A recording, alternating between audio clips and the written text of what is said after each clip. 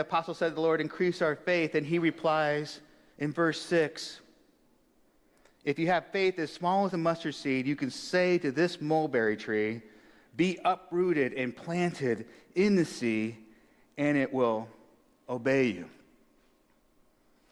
We look at the impossibleness of it, right? And we get overwhelmed and we shut down. We hear the story of Corey and we hear Jesus' command and we think it's just not practical.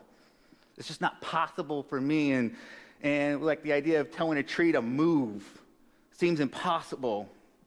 But Jesus points away in that. Because a lot of people will see that, hear that mustard seed story, and they'll think about Jesus is kind of talking down to them. Your faith is so small, it's smaller than a mustard seed, which is not microscopic, but it's really small. And they think of it as like condescending or condemning of their faith. I don't think that's Jesus' tone. I think he may be commenting on the smallness of their faith in God currently and calling them to something greater. But I think, and so there is a truth to that Jesus calls us to grow in our faith.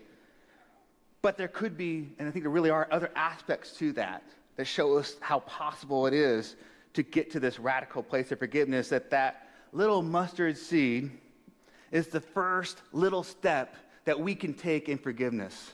It's that first little step that we take in forgiving. One little thing that we do, and from that seed being planted, something big happens.